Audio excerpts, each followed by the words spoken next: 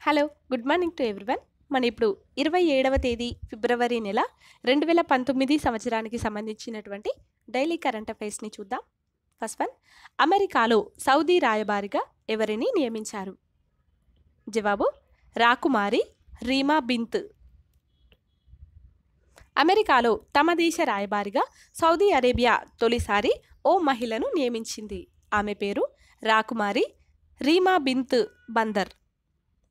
రీమా తండ్రి బిన్ సుల్తాన్ 2005 సంవత్సరంలో అమెరికాలో సౌదీ రాయబారిగా ఉన్నారు.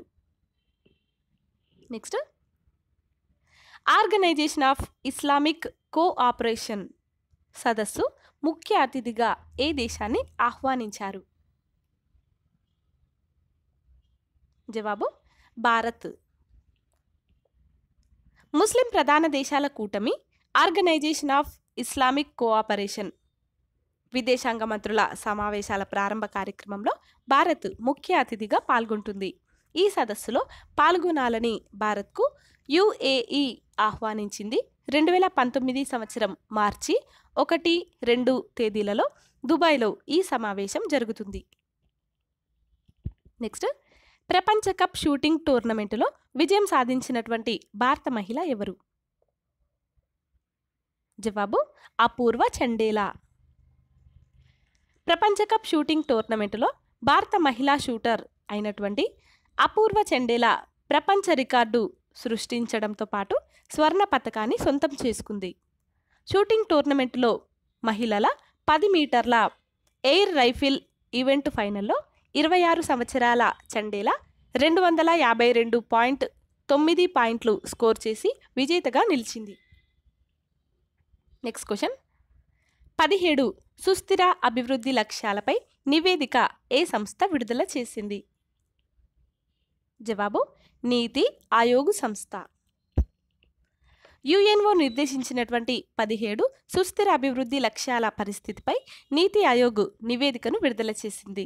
2020 సంవత్సరం నాటికి వివిధ అంశాల్లో సాధించాల్సినటువంటి లక్ష్యాన్ని యుఎన్ఓ నిర్దేశించింది. ఇది 2016 సంవత్సరం జనవరి నుంచి అమలులోకి వచ్చింది.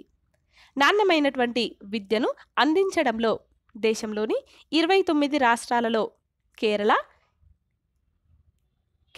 ఇది 87 స్కోర్ను సాధించి మొదటి స్థానంలో నిలిచింది. ఆ తర్వాత హిమాచల్ ప్రదేశ్ ఇది 84 స్కోర్ను సాధించి 2వ స్థానంలో, ఇంకా ఆంధ్రప్రదేశ్ ఇది 77 స్కోర్ను సాధించి 3వ స్థానంలో నిలిచాయి. అయితే తెలంగాణ ఇది 66 స్కోర్ను సాధించి 11వ స్థానంలో నిలిచింది.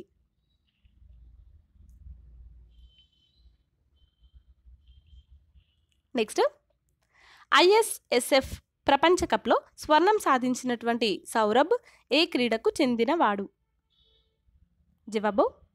జవాబు షూటర్ క్రీడకు చెందినవాడు. భారత యువ షూటర్ సౌరభ్ ఐఎస్ఎస్ఎఫ్ ప్రపంచ కప్లో రికార్డు ప్రదర్శనతో స్వర్ణాన్ని సాధించాడు.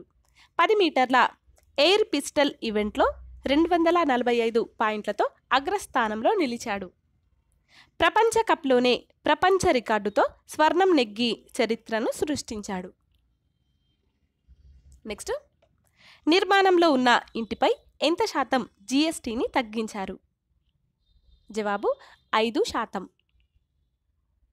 నిర్మాణంలో ఉన్న ఇళ్ల నిర్మాణం పూర్తయినప్పటికీ అందుకు సంబంధించినటువంటి జీఎస్టీని 5% పన్ను రేటు తగ్గించారు.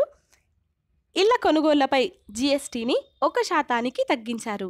2019 ఏప్రిల్ 1వ తేదీ నుంచి ఇది అమలులోకి వస్తుంది. నెక్స్ట్ క్వశ్చన్, జాతీయ యుద్ధ స్మారకంను ప్రధానమంత్రి ఎక్కడ ప్రారంభించారు? జవాబు ఢిల్లీలో. జాతీయ యుద్ధ స్మారకంను ప్రధానమంత్రి నరేంద్ర మోదీ ప్రారంభించారు. దీనిని ఢిల్లీలో ఇండియా గేట్ వద్ద నిర్మించారు. ఐక్యతా విగ్రహం పేరుతో 182 మీటర్ల సర్దార్ పటేల్ విగ్రహాన్ని రూపొందించినటువంటి రామ్ సుతార్ ఈ యుద్ధ స్మారకం శిల్పి కావడం విశేషం. నోయిడాకు చెందినటువంటి 94 సంవత్సరాల సుతార్ పద్మభూషణ్ అవార్డు గ్రహీత కావడం కూడా విశేషం. నెక్స్ట్ క్వశ్చన్, నీలి ఫలకం పురస్కారం ఎవరికి లభించింది? జవాబు నూర్ ఇనాయత్ ఖాన్కు. నూర్ ఇనాయత్ ఖాన్. రెండో ప్రపంచ యుద్ధంలో బ్రిటన్ తరపున గూఢచారిగా పనిచేసినటువంటి భారత సంతతి సాహసి నూర్ ఇనాయత్ ఖాన్కు అత్యంత అరుదైనటువంటి గౌరవం లభించింది. ఆమెను ప్రతిష్టాత్మక నీలి ఫలకంతో గౌరవించాలని సంబంధిత కార్యక్రమం ప్రతినిధులు నిర్ణయించారు. భారత సంతతి యువతికి ఈ ప్రతిష్టాత్మక అవకాశం లభించడం ఇదే ప్రథమం. Next question,